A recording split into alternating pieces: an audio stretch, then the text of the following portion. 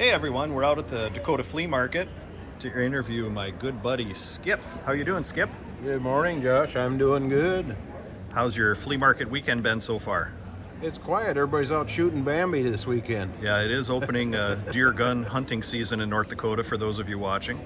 So a lot of our typical clientele aren't in town. They're out in the fields, trudging around looking to tag their doe or buck. So, what can we talk about today, Skip? I know before I started filming, you had mentioned you have a lot of cool show and tell pieces. Should we start with some of those? Oh, if you'd like to. Yeah, let's do it. I always like show and tell. It's one of my favorite parts of the whole program. So this is something we just picked up. I think it's just a gorgeous Canadian. I think it's probably the second most rare Canadian dollar of the newer issues. 48 is tough. But this one's, it'll just, I don't know if I can get it. It's got a little toning coming to it, and it's just a beautiful piece.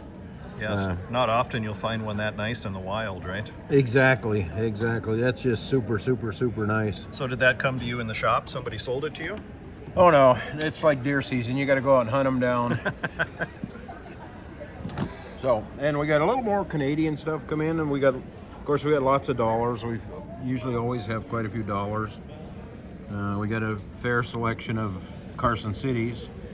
And before anybody asks, no, I do not have a 93 Carson City or a 93S in the shop. You get that question a lot? Sometimes.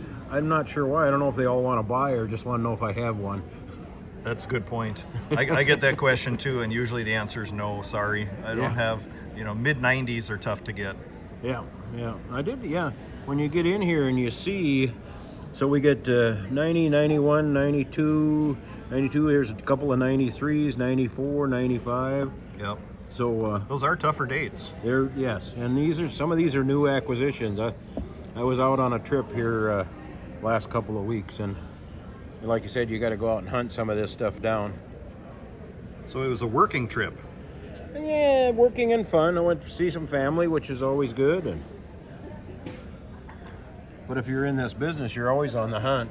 It never ends. Never ends. So since we're looking at silver dollars, why don't we talk a little bit about metals? I know my viewers love to ask the questions, and that's why they watch a lot of times, is to get an idea of what's going on with metals right now. As we film this, silver's at about, 2235-ish. Gold's at about 1940. So Yep. Gold's still, high relatively to all-time highs. Silver's still less than half. What's your take on that? What's keeping the price down? So you're asking the same question that just about everybody that comes to the table or comes to the shop asks, why isn't silver higher? Why isn't gold higher with everything that's going on in the world? Yep. And I don't really have a good explanation for them, other than we've talked before about the US dollar in relation to the prices of gold and silver. And the US dollar stays stronger, and the only reason it's stronger is it's the strongest patient in the ward, so to speak. Okay. All currencies around the world are sick, they're in trouble. Yep. The governments have all spent too much, but the US dollar is still the standard, so to speak, above all the other currencies. Okay. If you're gonna have your money in currency somewhere, you're probably going to have a lot of U.S. denominated T-bills or money or whatever. So I think the fact that the dollar stays fairly strong is keeping the price, especially of gold, from really booming. Right. Okay? Yeah, and I've mentioned it before in some of my videos. Gold is at an all-time high in several other countries' currencies. Not Right. the US dollar. Exactly. Because our dollar is quote unquote strong compared to the others. So I guess to piggyback off what you just said, because everybody wants to know and nobody knows the real answer, I'm just interested in your opinion. When's that going to change? When is the dollar going to no longer become the good old faithful or the strongest patient in the ward, as you said? And then if that does happen, what next? Is that when metals finally break out?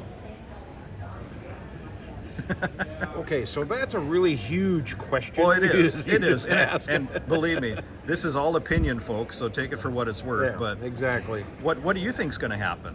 and I'm not asking when, and I'm not asking you to tell me what Right. you think silver's going to be in terms of numbers, because nobody knows. But what's it going to take? Okay, I you have guess. 3 scenarios possible, right? Okay. One is we could keep dribbling along forever the way things are, borrowing more money, the dollar being a little bit stronger than all the other currencies, and really none of them being very healthy. Or the ship could right itself, okay, and the countries could all become healthy financially, and all the dollars and euros and everything would become really have some real buying power again, okay? Or maybe a more likely possibility than that one, of all the politicians getting a brain all of a sudden, a more likely one would be we dribble along for a while and then things just absolutely fall apart.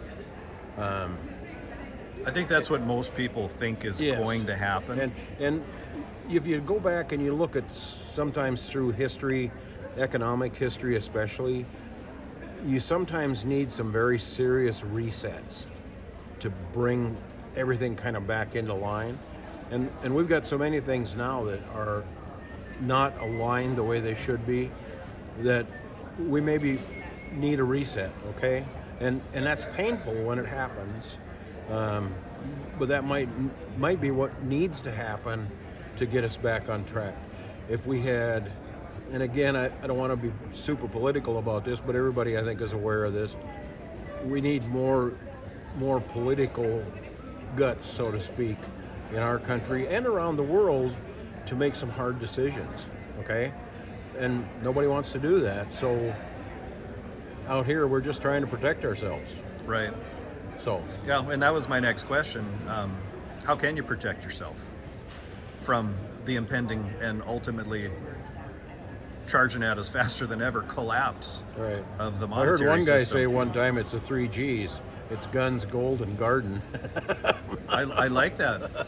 And we're not fear mongers, and we're not trying to make No. people panic or freak out, but I think Skip would agree with me when I say a lot of my customers come into the shop and that's why they're buying metal, Right. because of the fear of the future and the apprehension about the direction our country's going economically. So a good protection, is to, even buying stuff like this. This is silver. It's collectible silver. And maybe we should walk down and look at some Sure. bullion while we're talking, but Yep. it's always a good hedge, I But guess. I want everybody to just think about it a little bit, but preparedness for whatever is not a dirty word. Okay, you do a lot of different things to prepare for unexpected events in your life. So why wouldn't you also be prepared for unexpected financial events or government issues or whatever, right? Yeah, and I would consider Skip an expert in the financial industry, because what would your title be? I mean, Skip has a financial services business and has been doing that for how many years? Over 35. Yeah. So, but all of that aside, I've been interested in economics and finance for forever, since I was a little kid. I started collecting coins when I was 8. I bought my first stock when I was 21, I think. I mean, so I've followed this and watched all this. It doesn't make me an expert, but it does make me a little more aware, maybe. Good way to put it. Yeah, and financial advice is only that. It's typically advice. It's never a guarantee, because markets are unpredictable. Right. But having someone in your position that has seen the trends for 35 years, you're probably you're definitely more educated and qualified to identify, turning points in the markets and when they might happen. And, that's why I'm so interested in your take on things, because of your background and your knowledge base. So what? And here I thought it was my sparkling personality. Well, that too. I mean, there's so many things that go along with it. So, in your shop, Skip, what kind of things are selling? Before you answer, I did an interview with Silver Seeker. He called me and he wanted to talk about gold. And in the month of October, I bought way more gold across the counter than I sold, which doesn't happen real often, but honestly, with gold teetering near an all-time high, it makes sense in a way where gold demand would wane because the price is high, and then you have sellers that want to sell it back to maybe make some profit at the high price. Have you seen something similar to that lately? What's your experience? I don't get very many sellers in my market. Okay. We're more buyers, and things that are strong right now. 90% silver. Yeah. Did you bring any? Do you got? I do. Can I have some. Oh yeah, I didn't even I notice. do have some rolls of $50 there. Yep. I brought a few of those, and I have dimes and quarters back at the shop. Okay. And we've got silver dollars, older silver dollars. Those are kind of popular too. It's not really that great a buy, people, because of the silver content, but it is an old silver dollar. It's still a dollar, and it's got a little cool factor to it. So that's where the market is on them. Okay. 100%. You know, collectability wise, that's a very fair price for those. Yeah, I think I'm very competitive on that. But for those who just want to stack metal the cheapest way, you're basically paying about double the metal value to buy one of those. Is that about right? It's probably 17-ish, Yep, 18-ish yep. dollars in one of those. Very So close. you know, for you stackers, you want the shiny, you want the 3/9 pure shiny stuff that carries lower premium. But this really is a good way to stack metal, also, just like the 90% that we have down here. Yeah. So that's gold that we touched on in your shop. How have silver traffic, or how has silver traffic been? Is that the winning metal in terms of dollar amount, you would say, that you sell? Dollar amount is going to be gold, just because it costs so much more to buy an ounce of gold. Yeah, you sell 1 ounce of gold and 80 ounces of silver, and you got still, about the same cash. Yeah. So, 90% and silver, the just generic silver, and then gold, and we sell basically gold coins, the older ones if we can get them, but the Canadian Maple Leaf, U.S. Eagle, the Buffalo is popular when we have those in the shop. Britannia, Krugerrands. So a little bit of everything, really. Yeah. Do you, and the 1 ounce are popular. We sell some smaller sizes. 1 ounce is probably the best buy, obviously. okay. You know. Do you see much Chinese gold? No. Pandas? No. So now you got me on the spot again. I don't do China. Okay. No silver either? Nope. No? Okay. You know, I can understand why. So. Without you going too deep into it, but you know, I get customers. I have a few that specifically ask for it, Right. but far and away, I have more that refuse to buy it. Yeah. They'll say, "Oh, what's that?" I'm like, "Oh, that's a Chinese panda." "Oh, I don't want anything from China." And, Yeah. you know. Yeah. So I just went to the next step. Just and don't I just have it don't at even all. have it. So. Yeah. Well, and Yeah. If I do have it in the shop, it's because somebody's come in and needed to sell it, and I will buy it. sure. If that, and it'll sell eventually. But yeah, it's I don't purposely go out and buy the Chinese stuff anymore. It's just the way it is. Okay. So Yeah. Well, that's good to know. you missed a little corner over here. Yeah. So this is a very expensive corner of wheat cents. We got a 1914D. We have a 1909, well actually two 1909 SVDBs. 1924D, an AU50 brown, and then a 1908S. Wow, that's a nice one. MS64 brown. Indian head cent. Looks pretty nice. So, I know it's fun to sell these coins, but I guess it's my experience that if I get stuff like this, it tends to sit for a while unless I know I have a customer. What's your experience? Do you do pretty well selling key date and semi-key date coinage? It has always paid to keep 1 or 2 of the real super keys on hand, because you just never know when somebody's going to walk in the door. Right. And out of the blue, they said, "Oh, you've got an 019 SVDB. I wanted those since I was a kid." And they go, ding, ding, ding, Start ding, ding, counting ding. out the bills, yep. And so there you go. So it's kind of like a lot of retail business. You sort of have to have the inventory on hand, at least one, Right. you know, to have them look at. And Yes. if you got it. That's a So, good point, especially in today's day, because you can tell them, well, no, I don't have one, but I can find one. Well, they can get on their phone right that moment and buy one off of eBay if they wanted one Right, that bad. So right. they're just so readily available through other channels because of technology, it is a good idea to stock it if you can. How have sales on American Silver Eagles been?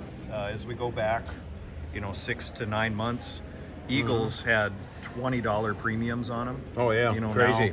Now they're, what's that, $7-ish, right now. So much more affordable. Has the public reacted, and are they buying more now than they did when the price was ridiculous premium wise? No, they're not buying more. Still moving slow, huh? Yeah, and that surprises me. Yeah. Because, yeah, it looks like it's a fairly good buy right now. In comparison, but, absolutely. Yeah. But Canadian maple leafs, the silver maple leafs have gotten really cheap, right? Yep. And those have actually been selling more of those recently than I have of the Eagles. Okay. Well, and just based on price. Yeah, I was going to say they're a couple dollars different, probably, or almost, or yeah, about $3 difference, I think. Okay, yeah. So, yeah, that would push people more in that they're direction. Pretty coin and whatever. They are, yeah. So, yeah. Speaking of Canadian maples, I noticed you have a Dansko album here. Yeah, I've got one I've started. It's difficult to get this one finished. It's easier to finish an Eagle book than it is a Canadian maple leaf book. Yeah, so the Maple Leaf started in 1988. What are the key dates in the Maple Leafs? Are they mid-90s, kind of like the Eagles? Yep, similar to the Eagles. Yeah, so why is that? Why in the mid-90s were You're vintages full of lower? hard questions today. Well, I honestly don't know, and maybe I presume without looking that it's mintage. Yeah. I mean, for whatever reason, demand was less, so they minted less. And that Generally tends to be the case with a lot of countries. Yeah, here's one. I have a question for you then. Why the 86 Eagles, right, were reasonably priced forever, and there was a lot of them made, and now they carry the same kind of premium that a 94 and a 96 do. Can you explain that one to me? No, I cannot explain that. Okay, then. Well, we can argue it boils down to supply and demand, I guess. But, exactly. But then again, if there's so much supply out there, why? I mean, maybe somebody has a huge hoard of 1986 Eagles. If you're watching this, leave it in the comments if you know why premiums have went way up on the 1986 American Silver Eagle. We have a lot of smart viewers, so I have a feeling somebody might have some input on that. Have a good answer for us. They may. Yeah. So speaking of Eagles, we got a whole nice big case of certified Eagles. And I have more. How do these move for you? I'm going to find out. Okay. I just bought a bunch of them. Okay. So I've had them before, maybe not this many at one time. Sure. But they do sell. And some of them have the signatures on them, when there's first strikes. And a lot of these are MS-70s. Mm-hmm. And this time of year for holiday season, I thought maybe some of these would sell as gifts. Because they are very, very beautiful. They are, yeah. Yeah, you have a lot of different labels, a lot of fancy labels, I would call them. Yeah. Like this one, you got the U.S. Mint. What is that? AIP Master Designer with Thomas Cleveland signature. Yeah. And there's people that collect these with the signatures. Right. Or even there's label collectors that just try to collect all the different labels. I've never seen this one that's in the middle here, this first day issue with kind of the maroon and gold. I know. That's an interesting different. one. And then we spotted one the other day. Can we find it in here? 30th anniversary eagle right here. There's one and had a purple heart on it. Oh, really? Yeah. Did you sell that one? Maybe you did. Well, I don't know if we did. I don't remember selling, but Mike could have sold it. My son Mike, he sells stuff and doesn't tell me everything, No, I don't see. Yeah, well, cool pieces. But anyway, it had, and just real faint over on the side, a purple heart. And if it was the anniversary of that or something that they put out, but it was very, very interesting. Oh, and here's another one I've never seen before. This struck at San Francisco, and it's got one of the, iconic San Francisco cable cars or trolley cars on the label. Yeah. Yeah, kind of fun stuff. So what would you like to talk about? We got a few more minutes here, I think. I think you about wore me out. Well, I try to ask the tough questions because that's what I get asked, and those questions don't have clear-cut answers. Right. So it's just always good to get other people's takes and opinions on things. Yeah. So, well, the best advice, if I was going to say anything else, the advice I'd give is for people to just keep plugging away. You just keep buying a little as you go. That's how you save for other things. That's how you pay for houses. And that's how you get yourself to a point where you feel comfortable with whatever's going to happen down the road. Is you just kind of keep stacking it up and buying different things. And I have so many different people that have a different idea of what they want to put together for this, okay? And some of them will buy the collector coins with the idea that, you know, the collector coin might be worth more money down the road, but at the very least, there's silver or gold behind it, right? Right. And so that's important to some people. Some people just want the very cheapest pile of silver they can get, or the cheapest gold they can get, and that's fine. And some people are kind of in a mixture of doing things. So one guy's I have a guy collecting a lot of commemoratives because he feels they're undervalued. Okay, just looking at the overall market. I know a guy like that too. Oh yeah, you do. We both know that guy, but this is a different guy. Okay. Yeah, but and I guess maybe there would be three of us because I'm kind of doing the same thing. I've accumulated a lot of commemoratives, so it's. Yeah, U.S. commemoratives, and I agree with you 100%. The classic commemoratives seem so undervalued because of the rarity of them. Right. I mean, there's not a lot of mintage on many of these. I'm talking like some are like 15,000, some are even less. You could probably speak on that better than me. Some are 5,000 and less. Yeah, and you think about that, you know, an old coin, a U.S. minted coin with less than 5,000 made. People should be clamoring for those. The demand should be through the roof. The prices should be through the roof, but they're not. And you know, I think they're bargain priced right now, and I think they have been for a long time. So, yeah, I think they're a decent buy. You know, it's just like anything else. You don't know till you get a chance to get down the road and look back. Right. And did you do the right thing or not? But yeah. But the sideline to that is they're very unique, very interesting, very collectible, and beautiful. Some of them are just beautiful coins. Yeah. You know, the Oregon Trail ones are just beyond description. They're so pretty. The Stone Mountain one is a kind of a nice classic one, you know. They're just cool. Yeah, so many of them have really ornate design and intricate detail. Yep. And then we even see... Skip's got a box of them down here that he's hiding, so he's going to pull some out and show them off. I'll just pull out a couple, but here's something you don't see every day. A Lafayette and an Isabella quarter. Here, So these are this is the only quarter done. That was the only dollar done. All the rest of the commemoratives are half dollars. Right. Until we started the modern ones in '82 or whenever they started the modern ones. So Yeah, and look at the mintages there. You know, you got 24,000 and 36,000. I mean, that's nothing. I mean, that's a drop in the bucket compared to mintages on other coins. 130 years ago, just think of how many of them have fell by the wayside. Right. And you didn't start with that many in the first place, right? Right. Yeah. Nice pieces. Appreciate you sharing that. Yeah. Not a problem. For those of you who don't know, and I'll include it in my description, Skip has a coin shop in Stanley, North Dakota. Skip's been featured on our channel probably half a dozen times by now. And how's that been for you? I think you've told me in the past you've gotten some recognition when you go to shows out of town and out of state, and people, hey, I saw you on YouTube. Yeah. Every now and then somebody even walk by and go. But yeah, people come in the shop and say, "I'll watch the video." A guy come into the shop one day, a new guy, and he said, I was watching a video on the way here. Really? Oh, that's maybe dangerous if he maybe, was driving. but that's what he said. So yeah, well, anyway, good. I'm glad. But we go to coin shows, whether we go, Fargo or South Dakota or whatever, and people are watching your videos there too. And we've made a few sales around the country. Well, that's great. That's the whole point. We're a community and we try to help each other out. So Skip's a great guy to deal with. If you saw anything in today's video that you're interested in, reach out to him. I'll have his contact info in the description. I didn't even go over these. You got a whole bunch of foreign, hold on, my camera's out of focus. There we go. Foreign silver coins. Yeah, shine that light over here. And they're all silver dollar sized. Looks like some have more than an ounce. Some have a little less than an ounce. But yeah, that's a cool collection. I try to mark on them what the fineness and then the total silver Total amount. weight. Yeah, that's a good way to so do you can it. do a comparison. Feel free to use that in your shop too. Well, you think you're the only one that came up with that method, huh? Yeah, I appreciate that. And I appreciate the work you put in to attribute all those, because that does take time. It takes time.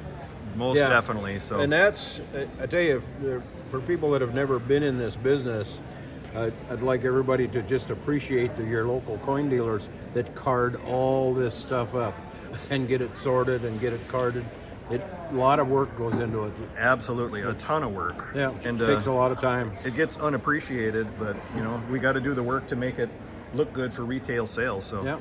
well, Skip, it's been fun. Any final words? Nope, just keep buying, folks. Keep stacking. That's great advice. Take care of yourselves. It's always a pleasure. Thanks for joining us. Josh. Appreciate it.